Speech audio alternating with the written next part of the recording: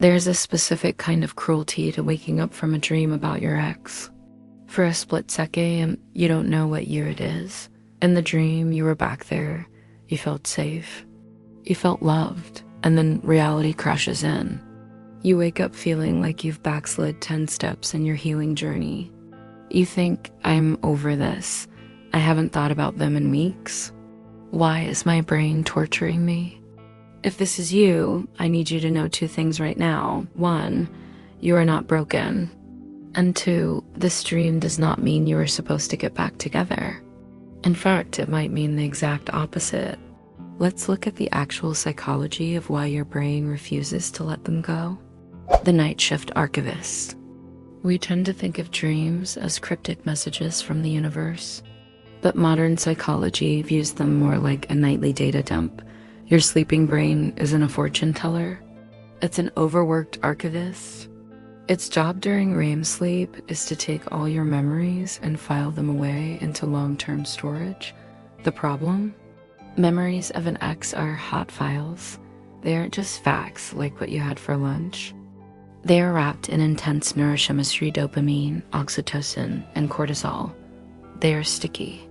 When your brain tries to file these hot memories, it can't just put them away quietly. It has to play them out to process the emotional charge. Think of it like trying to fold a fitted sheet. You can't just lay it flat. You have to wrestle with it, twist it, and turn it inside out before it fits in the linen closet.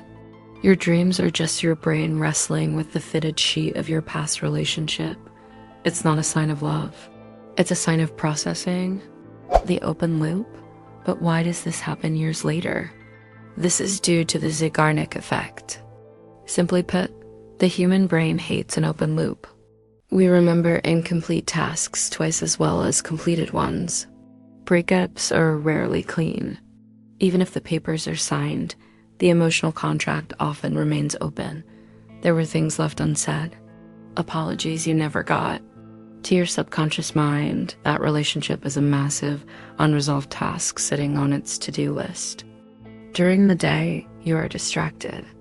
But when you sleep, your subconscious clock punches in, sees that unresolved file, and says, okay, let's try to fix this scenario again.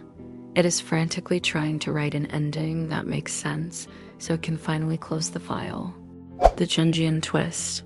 But here is the deeper, slightly uncomfortable truth. Often, the ex in your dream isn't actually your ex. They are a symbol.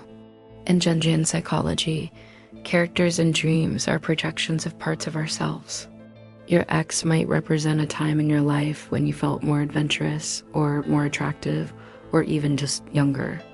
If you are feeling stagnant in your current life, your brain will conjure up the person you were with when life felt most intense. So ask yourself, are you missing them? Or are you missing the person you were when you were with them? The dream isn't a text message from them.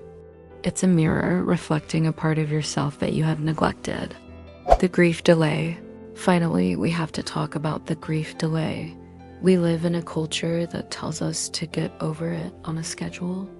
So intellectually, you move on. You tell your friends you're fine. You delete the photos. But your limbic system, the emotional brain, doesn't own a calendar. Denial is a powerful tool during the day. But dreams are where denial goes to die. When you dream of them, it is your brain's safety valve releasing the pressure you are too strong to feel when you are awake. It forces you to feel the loss just for a moment so you can heal a tiny bit more. So what do you do when you wake up from one of these haunting dreams? The instinct is to panic, to stalk their Instagram, to text them. Don't treat the dream like a memo. Say to yourself, okay, that was intense. My brain is filing a hot memory, that's good. It means I'm processing. Don't resist it. What you resist persists. By giving the dream permission to exist without assigning it a catastrophic meaning, you take away its power. I want to hear from you in the comments.